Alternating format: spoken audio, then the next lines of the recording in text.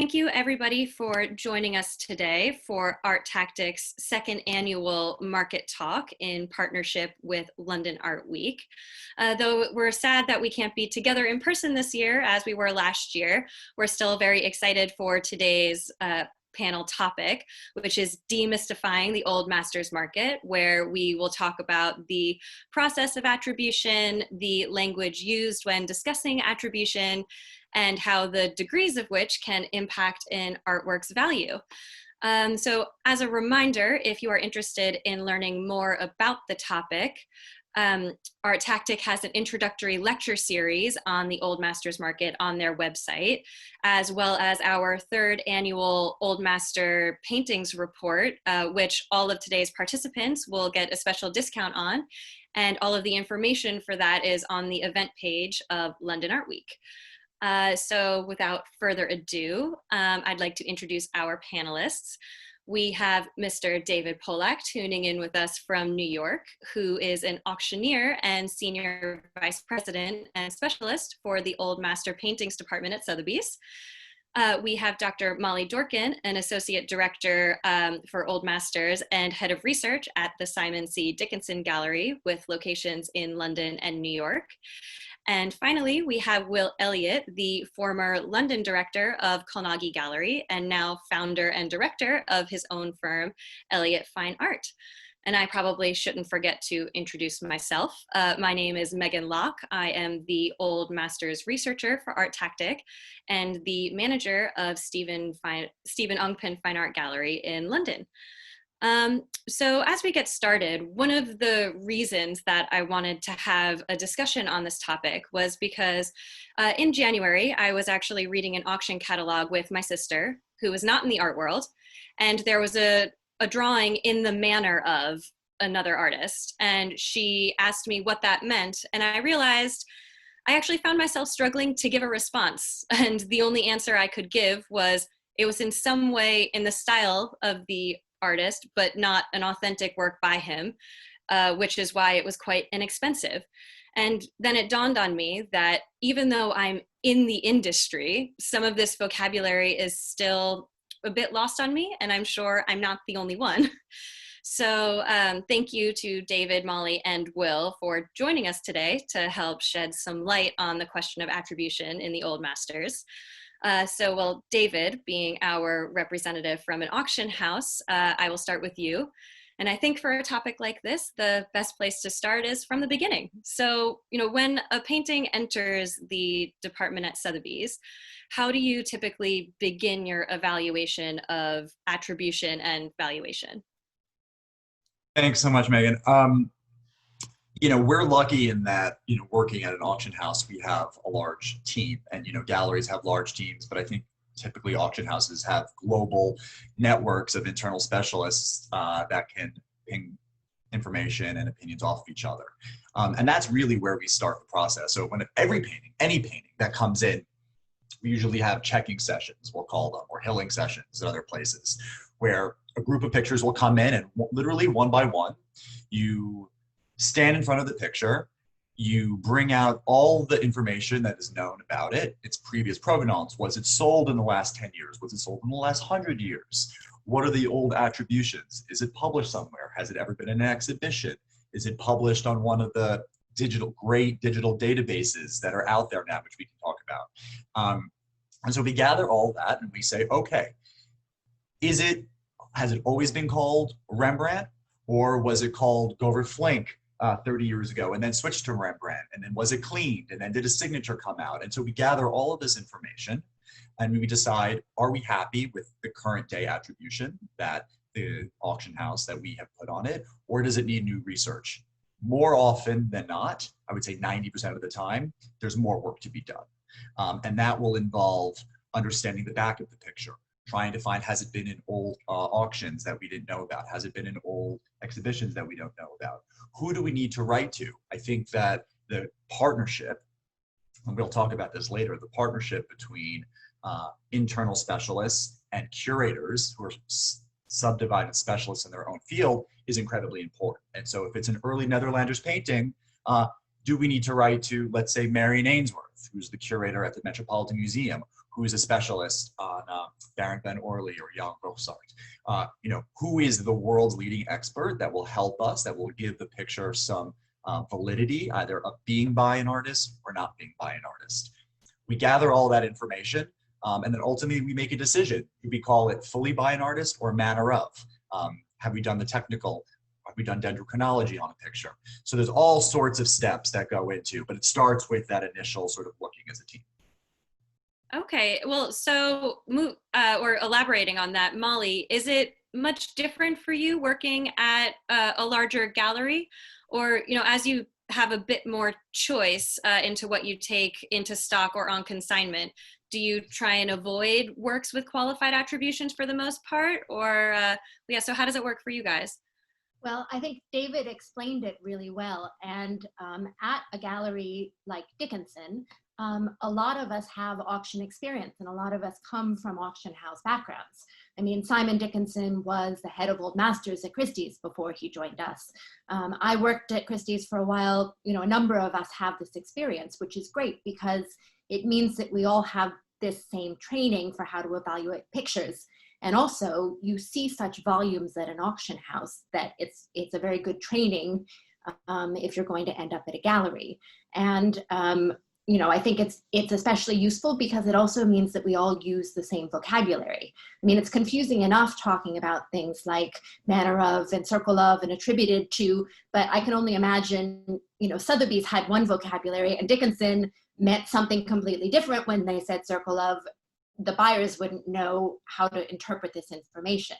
So I think it's great that a lot of us have this same training, and we do often go by very similar processes when things come in, and I'll stand around looking at something with Simon, maybe with Dave, or with a museum curator, a consultant, and usually since we're working with a smaller volume, you tend to get fewer surprises and you have a chance to do a little bit of the work before something comes in, as opposed to sort of getting everything in and doing it all as a group.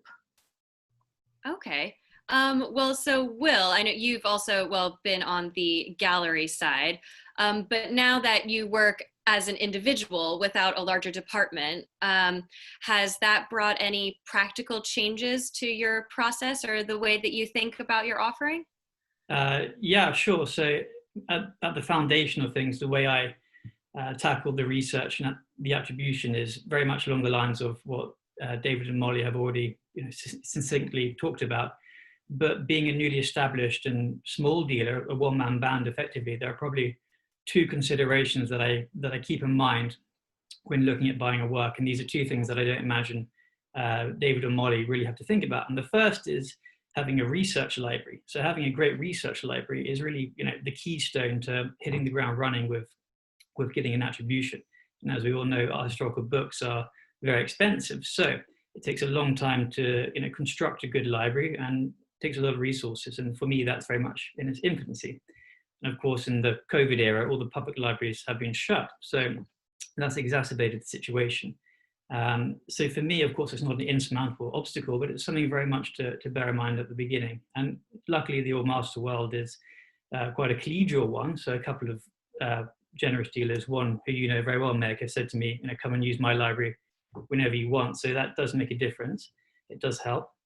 And then the other thing I think is, given that I'm operating at the moment quite under the radar, I'm a small dealer, I don't have the platform that, say, David and Molly do to really engage with leading international scholars.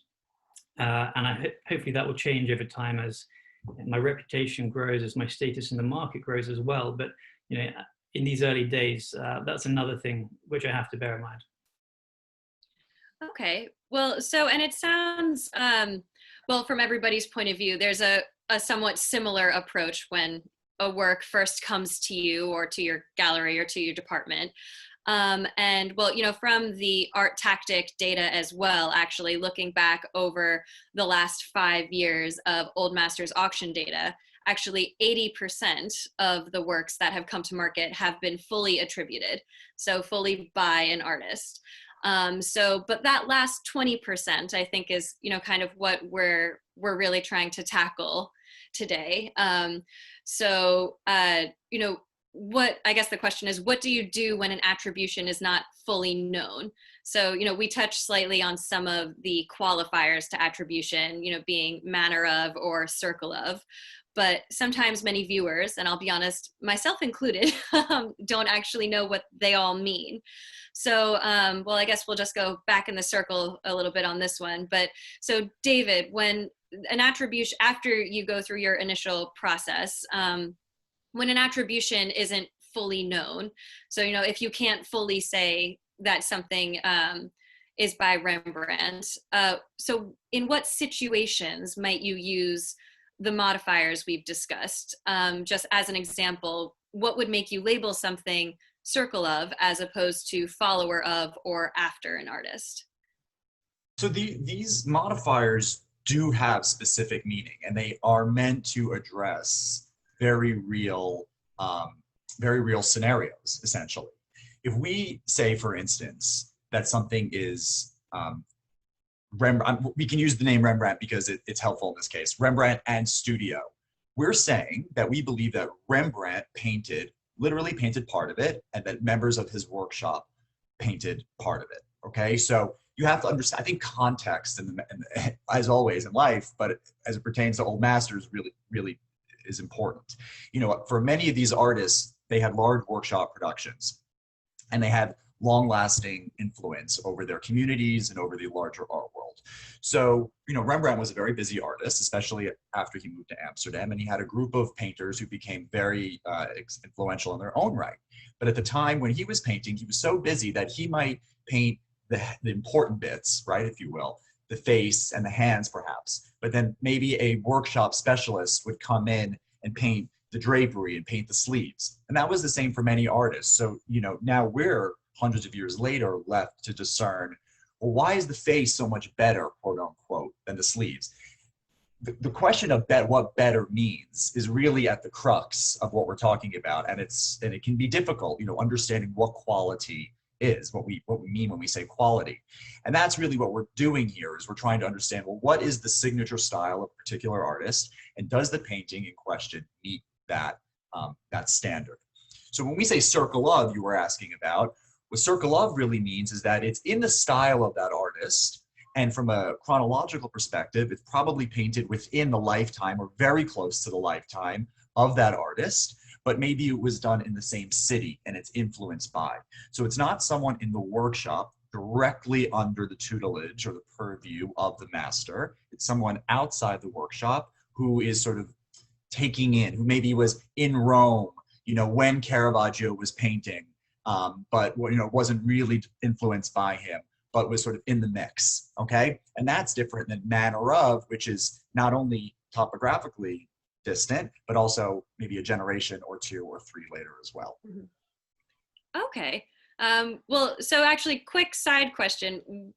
Is there a place where all of these definitions are available?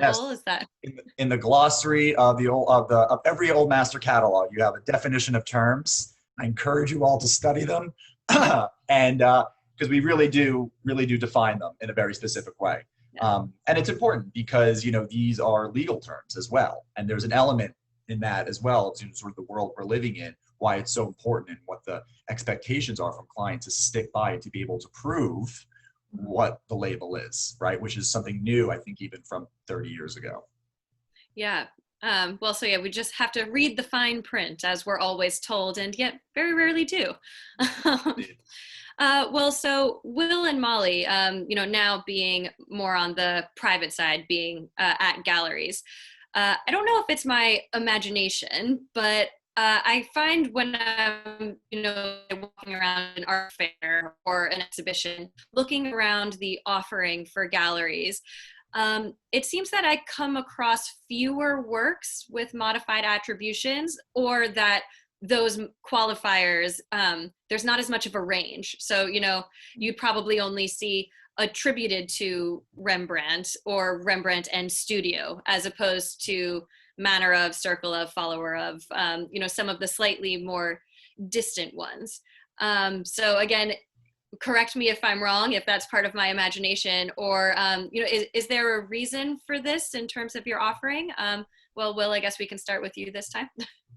Sure, it's a very good question, and actually, to be honest, it's an issue I hadn't given much thought to, because it's, that's just the way it is. But I can't speak for other dealers, but for myself, to be honest, if I had a work, I would probably never use terminology like circle of or follower of. I think they're very useful terminology, but for me, at least, they carry a slightly pejorative connotation. Maybe that's quite subtle. And someone who knows the market well and understands these terms, should be able to decipher them. But I think when you call something circle of Rembrandt, if we stick with that, we can be implying, or it could be understood to be, someone who is wanting to be like Rembrandt, but is not as good as Rembrandt. So if I had a picture which was clearly influenced by Rembrandt and from the same period, I'd be more inclined to call it something like Dutch school or Amsterdam school, circa 1640 or whatever date it was. And then in the notes, you can talk about a connection to Rembrandt. But I think when you give it that broader appellation, it carries less baggage with it. So that's how I would think of things anyway.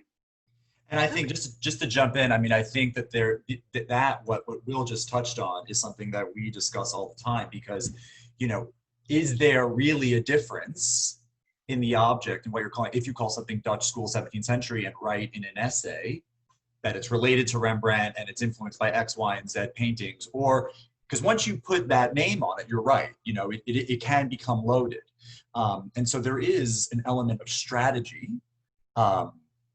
which may be passé to say, but there is an element of strategy involved in sort of how do you present this best to the market while still presenting your research in a responsible and transparent way. How do you make a picture look its best, and how do you give it its due recognition? Sometimes calling something Dutch school 17th century has a bit more of a mystery to it and allows people to sort of wash away, as Will was saying, all those connotations. If you're not comparing it to Rembrandt, that's probably a good thing, right? If you're just looking at something in its own light as Dutch school 17th century, which is what it is, that might allow people to come and look at the picture without any prior bias. Yeah. No, that absolutely makes sense. Well, Molly, how does it work for you guys at Dickinson? Yeah, I think that's a very good point. I certainly wouldn't say that we're not interested in taking in paintings that don't have a firm attribution. Certainly some of the greatest discoveries that have been made by dealers like Simon and his peers have been things that have been historically overlooked, or hidden under a dirty varnish, or given an old unchallenged attribution. And it's only when you get it in and you do the work and you do the research and you consult the experts that you can learn more about them. In terms of you mentioned specifically art fairs, obviously the art fairs that we all exhibit at have vetting committees that are made up of curators and specialist experts in the field. So you want to make sure that whatever it is you're bringing has had the research done, and you're not going to be challenged at the fair, because it's their job to make sure that everything has been cataloged correctly. So you probably are seeing a lot more works that have firm and established attributions at fairs, because that's the sort of work that is going to both appeal to the public and to the vetting committee. Okay, well, so in terms of it, actually was interesting, well, because it makes sense what you're saying about the art fairs, for dealers in those very specific venues, you do have kind of outside, not outside sources, but a vetting committee, outside vetters that do come in and weigh in. Whereas, with the auction house, you guys do have a much larger department and are able to get in touch with the experts and curators, David, like you were saying. But Will, it was really interesting what you were saying about not necessarily adding the weight to a picture of having an artist's name attached to it and kind of just letting it speak for itself. Well, so David, is that something that you guys do at auction houses? Or, I've read a few articles where sometimes auction houses tend to, from a marketing perspective, put an artist's name on there because it's, easier to put out to clients. Would you say that is something that in your sale venue tends to work better than, I know you did mention strategy. Honestly, we let the research dictate what something we're going to call it. Everything is influenced by someone, right? Every painting has an ultimate source of inspiration. And so it would be very easy for us to sort of slap the name of a famous artist and call it Circle Up, but that's just not how we do things. You know, I mean, I was actually surprised to hear that 80% of the paintings on offer had a full attribution, because that to me actually sounds like a lot. And especially in day sales, you know, a lot of things I do feel have attributed to next to them, or Dutch school. You know, I think that also where the market at least is going from an auction house perspective, I think that if you were to look at 15, 20 years ago, you know, sales were larger. There were more of them. Sales have, you know, for better or worse, they've become more curated, especially our evening sales have become more curated.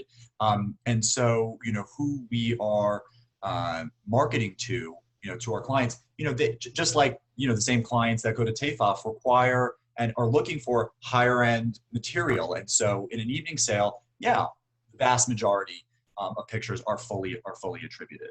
And so that's just the nature of the marketplace. And so, you know, it's sort of self-selecting in terms of what you see.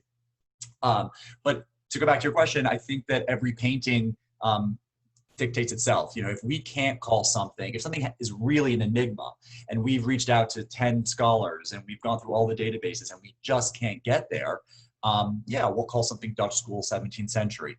But usually there is a source of inspiration, right? And so I think that, you know, especially today's clientele want to know in what world something lives. And because we do have these prefixes, these attributed tos, these circle ofs, we can say, okay, this comes from the world of that person. That'll help you understand what it is. Now look at our research. So Dutch school 17th century comes sometimes, but that's only really in situations where I think where we really had a hard time getting somewhere kind of firm.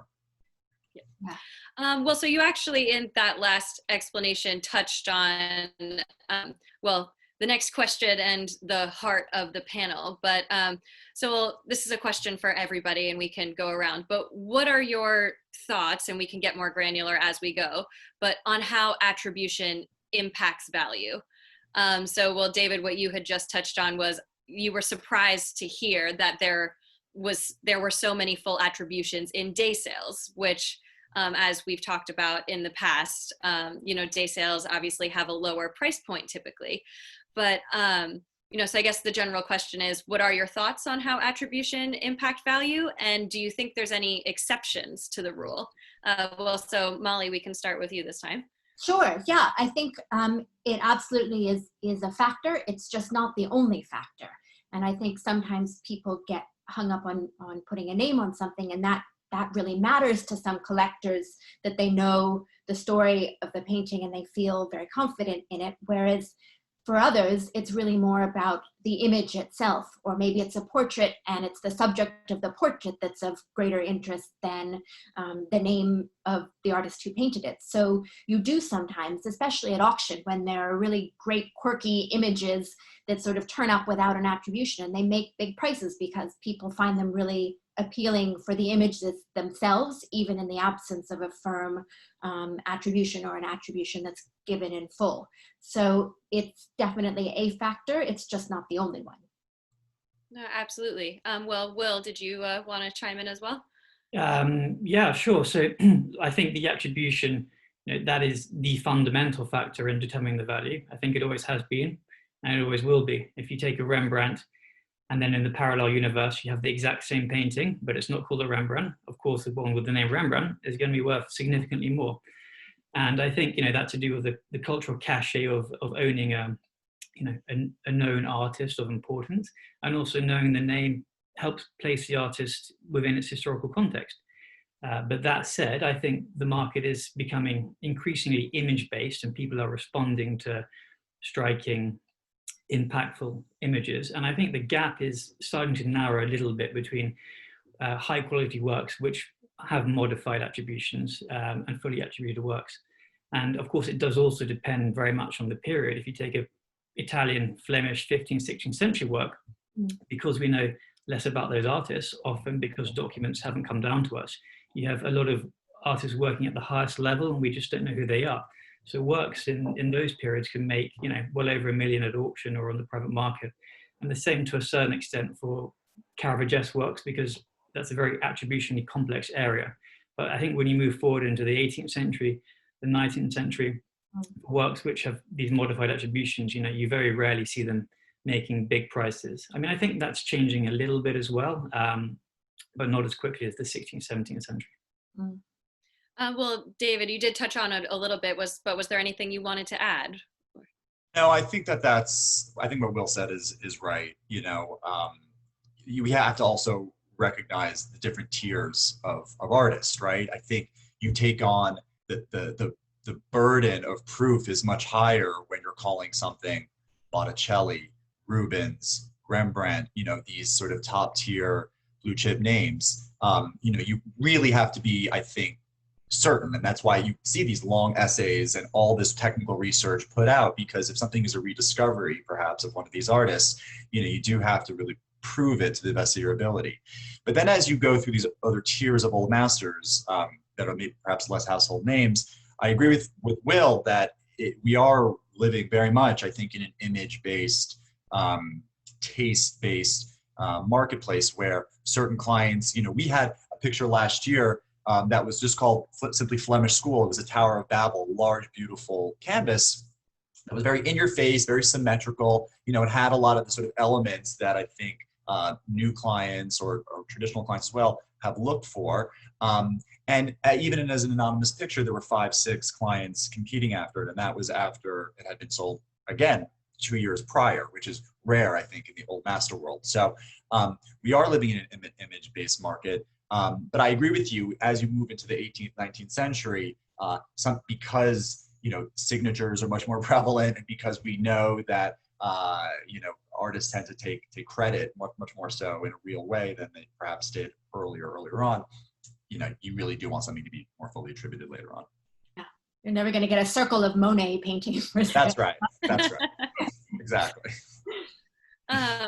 Well, so, and again, this is something you guys touched on slightly, but do you think that the market's attitude towards attribution has changed over time? As in, are clients more or less willing to accept qualified attributions? I know you mentioned things being more image-based, but is there, I've heard a lot about there potentially being a bit of a hesitancy for some collectors if there isn't or if there's any question around attribution, as opposed to contemporary art where something came out of the artist's studio, that it's something they'd be a bit more unsure about. They might not actually want to get involved in this collecting area. So yeah, how do you think that's working in the market? Well, Molly, you can start on that one? Yeah, absolutely. I think people who are looking to buy old masters like to feel like they're getting a clear set of information. They want to know whom you showed it to and what everyone thinks of it. And I think if you're very clear on your information and your sources, and obviously something is priced fairly and you're able to compare it to other things with maybe a similar attribution and a similar sort of a size, and what sort of prices they've made, and you can justify what you're asking for it, then I think a lot of people are very open to collecting things that maybe don't have an absolute attribution. That's not everyone. Some people really want to know exactly who painted something, and they need that absolute answer. But I think the key is really just communicating well to the buyers exactly what information we have and to what degree we just don't know yet. Oh, that absolutely makes sense. Well, scholarship is always changing. Either David or Will, did you want to elaborate on that? Sure. So from my point of view, I think Molly's right. It's very much a case-by-case basis. So some clients want a definitive attribution, but I think in general terms, people are becoming less concerned about that. I mean, certainly if you look at the dealers, a few years ago, I think if a dealer bought a picture speculatively and hoped to get the attribution, and then they weren't able to, that would almost be seen as a failure, and they wouldn't want to show that picture. Whereas I think now, if you go to TAFA, for example, you'll see, works which are totally anonymous on the stands, and they're fantastic works, beautiful works, you know, selling for six figures, and people want them. So I think there definitely has been a sea change. And then I suppose a more general point is, you know, people collect or masters, you know, for the aesthetic appeal, but also there's that intellectual stimulation, and a really big part of the intellectual stimulation comes from, you know, the exploration of attribution and the changing nature of scholarship. And I think if you have an all-master painting, it's not a static thing; it continues to evolve. You know, so you know, if you own it for 20 years, within that time, as the scholarship becomes deeper or more sophisticated in a certain area, your enjoyment and understanding of the painting changes as well. So I think that's a really significant part in why these things have appealed to people, and why I think, you know, people are getting a little bit less het up in having a really, you know, definitive, categorical, unchanging attribution. Well, just a follow-up question to that. Do you think the same principle applies? Well, I know we touched earlier on sometimes names hold weight, but well, in the market report, one of the examples we touched on was, well, Botticelli, just as an example. So there's the different tiers of work actually that have come up in recent years, where there's, is it fully by the hand of the artist, or was the studio involved, or do all of the scholars agree on whether or not, or to the involvement as to the studio? So, you know, a point that some people have made in the past is, well, actually, depending on the price point of an artist, actually attribution does really, and the confidence in attribution really does start to play quite a big role. So, you know, as Molly said, you have to present all of the information, but I mean, perhaps when it's an investment piece, that's when collectors might be a little bit more wary. Well, David, did you want to touch on that perhaps? Yeah, I mean, Botticelli is a great example, I think, of what's going on in the market right now. I think he really is an artist that sort of allows one to talk about all of these different issues. Botticelli is one of those names, one of those magic names, where not only do established clients want to own something that looks like him or is by him, but newer clients say, you know, what artist encapsulates the Renaissance to you? You know, what is the sort of, to use a bad phrase, the brand name that you know, people always know, and it's Botticelli. So again, as I was saying before, context. Botticelli is one of those artists that in his earlier career, you know, did Birth of Venus and La Primavera, and was doing those kinds of works. Later then in his career, at the turn of the 16th century, is doing more Virgin and Child of a standard type for the open market. And so has a workshop that is helping him produce all of those pictures at a high rate. Those types of Madonna and Child, those Virgin and Childs, are the pictures that normally you see in auction catalogs today. Things that might get called Workshop of Botticelli or Botticelli and Workshop. How do you, you know, the difference between Workshop of Botticelli and Botticelli and Workshop can be $1 million difference sometimes.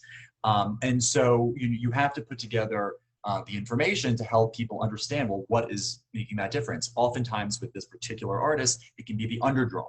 You know, there's scholarly arguments that Botticelli would trace all the underdrawing and then perhaps do the faces and other little parts, and then a workshop assistant would fill out the rest. So I think that the more pictures like that come up, you put them together and you start to understand the quality, and you start to say, okay, well, this face looks better than that face. This underdrawing has changes, has pentaments, and allows us. And so then with all that technical information and the information of others, the opinions of others, you can put those different qualifiers. It's not always a direct line between that and the price. And I think that that's the difference between auction and private sales. You know, you put something up for sale on any given day in an auction place, and you can just have two clients who love the picture, agree with the attribution for better or worse, even if it has a workshop of or him and not, and compete for it. And that sets a standard then for works of that type. So the Botticelli market has been very, very strong over the past number of years. It has as much to do with the research as it does with the look, as Will and Molly were saying. So, well, on the whole, do you think this, well, kind of speculation and attribution? So, you know, something, and that phrase actually can take a lot of different meanings, in the sense that people aren't as bothered by it. It's a very strong image, as we were saying, we're in an image-based market, or with some sale dynamics, better for worse, people agree with the attribution and really want a picture.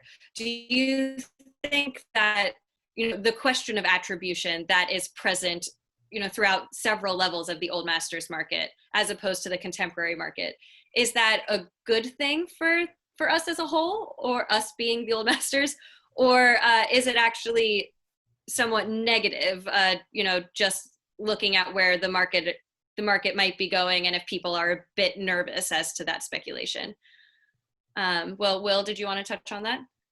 Yeah, sure. So I think it's actually one of the great strengths of the old master market. I think, when you take this terminology, there's maybe half a dozen, labels that you encounter on a regular basis. So it's not like, we're learning Mandarin here. It's quite easy to get to grips with what these things mean. And I think anyone who's interested in the market will pick them up pretty quickly through looking at the catalogs or talking to the specialists. So I don't think they're overly complex, nor indeed intimidating. And in fact, going back to what I said earlier, I think, it is a great strength of the market, because it ties into that idea of intellectual stimulation, discovery, research, evolution. So I think it's one of the things that really makes the old master market much more exciting and even dynamic than other fields of collecting. Did anyone else want to chime in on that one? Well, I was just going to say it does mean that people can collect images at different price points too, because, for instance, some images were so popular that they were repeated multiple times. I mean, thinking of something like Bruegel's bird trap, for instance. And so you get them, and you can have the image at different price points, and you can have something, maybe if your budget is going to be several million, you can get one of the ones that has a solid attribution, and maybe it isn't, but you really like the image. There's still something for you that's going to be a great old master, priced fairly to reflect the modified attribution. So it means that there's just a broader range of things available for people at different budgets. It's actually a great point, which I hadn't considered before. So yeah, that does make sense. It's interesting, actually, just following up quickly from that. That point about having copies does show you the discrepancy between the 3 or 4 mega old master names that just transcend the genre. So historically, a copy is something that's later and it doesn't have the same artistic merit as the original. But for example, to take Leonardo da Vinci at Sotheby's in New York, so David will know well, there was a 17th century copy, so 150 years after the original, and they made $1.8 million, which was incredible. So I think the copy thing is very all along. We knew it was going to happen. I mean, it was obvious from the beginning. Yeah. I have to say, I mean, I agree. I agree mostly with what Will and Molly are saying. I mean, I think having been through this now for a few years, I mean, there are definitely moments where I feel that it would be easier to have things a little bit more certain. I think there's opportunity, as what Molly is saying, for clients. If something's anonymous, then great, you can participate in the market at a level that perhaps you didn't even realize you could participate in.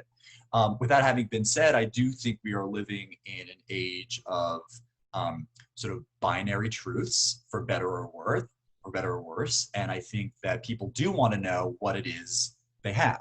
And that, I think, can sometimes be the struggle between an old master market and a contemporary market, where you take certain things that otherwise would be just taken for granted out of the equation, and you can start to really work on different issues of value and quality. But there's also opportunity there. And that's, for so many years, that's how pictures came to market. I mean, auction houses weren't the center of power. I'm not even saying that they are now, for years and years. It was dealers that would discover pictures at auction houses and then do the work and represent them to the market. So there is opportunity as well for discovery in auctions and at fairs sometimes. That is a wonderful part of it. And I think that is what so many other clients really enjoy about it is sort of saying, well, could I clean it? Do I clean it? What will be discovered underneath it? That sense of discovery is what you don't get in any other market, which is still very much alive. Mm. Well, so we actually have a few questions filtering in, and some of them are great. So I figured actually we might take a little bit more time to kind of discuss these. So, well, Juliana was asking that if paintings with qualified attributions, if they can be valuable in their own right due to the individual's talent, so even if they're anonymous, just due to the quality of the painting, or simply is their value derived from their proximity to a known artist?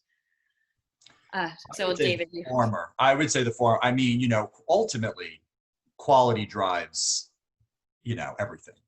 And there are so many examples of a picture having a qualifier or being anonymous that does extremely well in the market because it has right? It has a certain gesture, a brushstroke, a composition that just speaks to people, and that's what art is. It speaks to you, and it has this inherent quality that captures us. And we look at something, we say, "Ooh, I don't know if that's what that is, but I know it's really good." And I think if you're entering the market at any stage, like either as a professional or a client, that should be the feeling and the skill, I guess, that you should be looking for, is to recognize quality, because that will ultimately lead you to be a great professional or a great collector. So it's absolutely, I think, the picture itself as opposed to the name, which is something that we put on it. Molly or Will, did you want to elaborate on that? I mean, I think Will made the good point earlier that certain sectors of the old masters market just aren't as well known, and there are more great anonymous artists in, for instance, Will, you said early Netherlandish art. So yes, absolutely, you can have something that's anonymous that's just intrinsically of very high quality, and maybe at some point we'll be able to put a name to it, and maybe we won't, but it's still a valuable and beautiful and important thing. Well, so actually another question kind of along that line is, so whether these qualified attributions, circle of, manner of, are some of these works usually preferred by younger or earlier stage collectors, potentially to establish a sense of their eye, or to try and engage them in more established artists? Have you seen any trends in who might be attracted to these pictures? Well, Will, did you? Yeah, sure. I think it's a little bit more nuanced. I think, yeah, historically, when we say circle or follow a manner, we're thinking things which are slightly lower value, and often that is the case. That these things can provide a good entry point to new or budding collectors. That has been the case, and I think it will continue to be so. But going back to David's point, you can have things called circle of, which are of exquisite quality, and they're called circle of because that at the time is the most accurate way of identifying the work. But it could make 100,000, 200,000, even more. So it's really a case by case basis.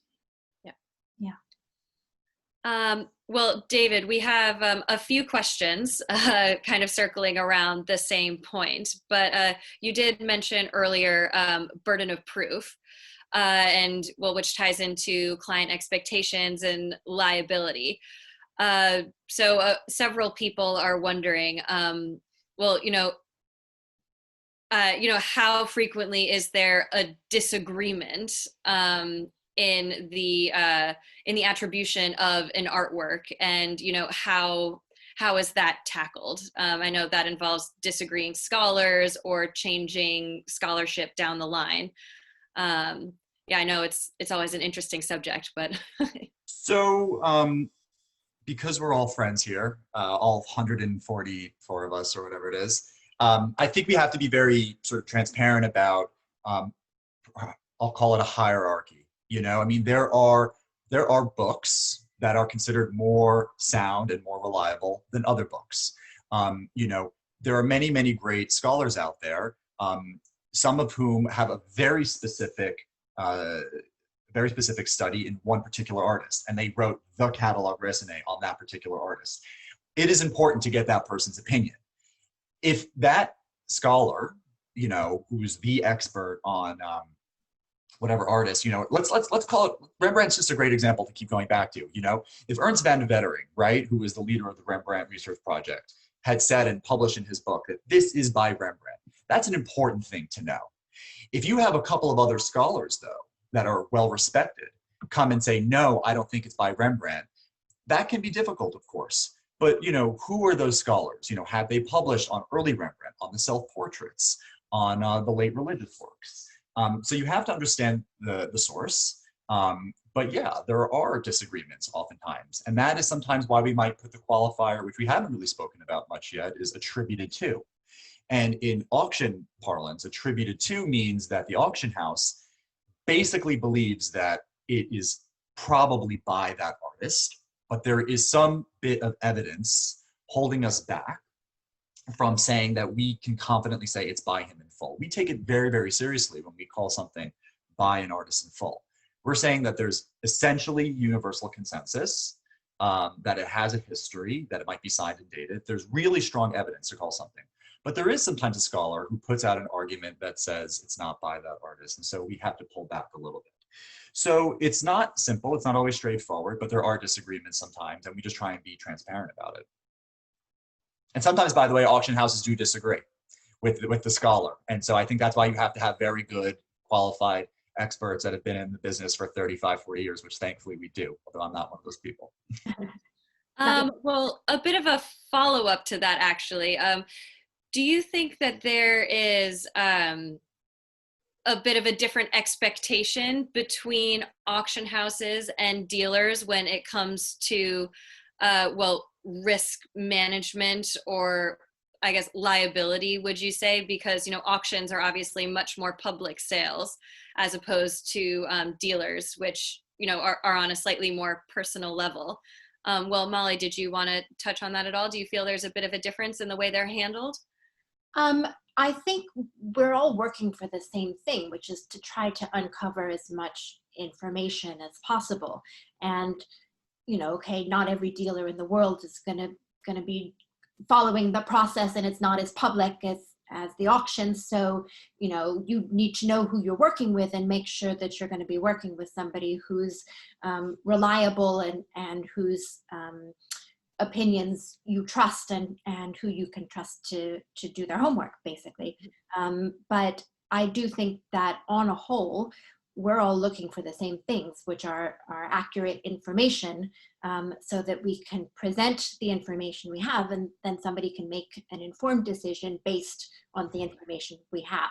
And we also need to be very transparent about what information we lack, or if there are differing opinions among scholars, we need to say, and we do say at the end of a note, for instance, you know, this one believes that it's by Rembrandt in full, this one thinks it's Rembrandt in studio, you know, this one has seen it on the basis of photographs, and this one's actually seen it firsthand in person. That's all part of the information we need to be able to present the buyers, so they have as complete a picture as possible when they're making a decision. Yeah, absolutely. Will, did you have anything to add to that, or? Yeah, only that I think, you know, whether you're at an auction house or a dealer, you need to hold yourself to, you know, the same high level of excellence with your research. And I think both Molly and David have mentioned the word transparency, and that is absolutely key. You know, we're not in the business of pulling the wool over people's eyes here. We all love the artworks, and we want to present them as accurately as possible with the information we have to hand. And that's really all there is to it. And I think if you do that, you know, it's hard to go wrong. We have, well, a few questions as well. A lot of questions coming in here. Well, someone, because David, you touched on this as to, you know, when an auction house disagrees with a scholar. Well, so how exactly is that put across? You know, is that reflected sometimes in the estimate? Well, Eleanor is asking, does it cause any issues with the accountability of the attribution, and is that reflected in the value of it all? Sometimes, I mean, we'll oftentimes put in print that what one scholar believes and what another scholar has suggested, right? That's our way of saying that, we're calling something this, but this other scholar has said it's something else. So that happens. It also might come about just as you're saying, in the attribution, and then ultimately in the price. If something isn't if there isn't full consensus, we will, obviously the price will play an effect on that, and we'll want to be a little bit more conservative when presenting it to the open market. So, we try not to, we are on balance deferential to the scholars. We have to be, because the first thing a client will oftentimes ask you is, okay, it's all well and good that you guys are calling this X, but has this scholar said that? Has that scholar said that? It's very different from the impressionist and modern market, which in the contemporary market, which has, committees where there's either a stamp or there's not a stamp. We aren't a binary. There are only a couple of artists where there is considered one scholar. It used to be for Gros. Did Edgar Monhall give you a certificate for Gros? Yes, great. By and large, you can move forward with confidence that he had said that. But for most people, for most artists, it's not that way. Yes, but the price, of course, has an effect if there isn't consensus. I think to be a good dealer or good auction house specialist, you also have to be, very good at diplomacy. Often you're trying to reconcile and balance differing opinions and conflicting opinions and trying to put them all together. So, being diplomatic is a very important part of that process. And also that's why some works take, many months before they can be presented to the market, because the research and the scholars you have to go to and people have to see it in person, it all takes a lot of time. So it's not like you get a work and then, within 24 hours, you've got the answer. It takes, many weeks or months even. Absolutely. Well, so actually, kind of on that note, just, the long process of research and attribution, we have Anne asking about the role that scientific methods play. And of course, this is an entire panel in itself. But, very briefly, if you just wanted to touch on, and it might be different between an auction house and a gallery in terms of access to resources, but is the use of scientific methods something, that comes up with almost every single work, or is it more of an as needed basis? So, how would you approach that? Well, I guess, David, if you wanted to start with an auction house, Yeah. and then maybe Molly, we can move to Dickinson. I mean, it was well publicized that we acquired an analytics company, Orion Analytical, a few years ago, and so we really have taken on science as a supplementary tool, to what we do. I think today they go, if not hand in hand, they inform certain pictures. We work on such a level of volume that it would be impossible to test the paint, the chemical nature of paint for every single painting. But we have criterion where we'll say if a painting is a certain value and it doesn't have provenance that goes a certain way back, then yes, we'll test the picture. So it is now part of our standard process, depending on the criteria to test a picture. It can also illuminate what we already know about a picture. Dendrochronology, for instance, which tells the age of a wood panel, where you can do it usually on oak for northern Dutch and Flemish panels, tells us so much. The Rembrandt self-portrait that we're selling in a few days, we were able to find through dendrochronology that it comes from the exact same piece of wood, same tree, that another Rembrandt portrait from the same year, 1632, comes from. That he was usually, so that bolsters what we already strongly felt, of course, that it was by, and what it is by Rembrandt. So, it can be a way to enhance what you already know, and it can be a way to disprove something. If something is a fake, or if something has a lot of restoration, or if it has X-ray, if there's a painting underneath it, does it have changes? So it's not just about due diligence from a legal perspective, it's also about enhancing, your knowledge of it. But yes, it's very important for us. We use it a lot. Yeah. Molly and Will, what's the experience in a gallery? Is it used more or less frequently? What's your experience, Molly? I would say it's a very useful tool. It's certainly not something that you need to do for every picture, and it's very much on a case-by-case basis. If you think that it's going to tell you something that you don't know or hasn't been tested before, or it's very useful if you're looking for something specific, like you're looking for, David was talking about underdrawing earlier. So, if you do a scan of a painting and you can see that there's a lot of underdrawing with changes and amendments, that's very useful, because if a pupil is copying a painting by a master, you're not going to have those changes because it's just a copy of something that's already there. Whereas if you have an artist trying to work things out and trying to figure out, oh, maybe the hand goes like this, no, maybe I want to move it over here, you will see those changes, and that will tell you that it was the artist himself or herself working out the composition. So that can be very useful.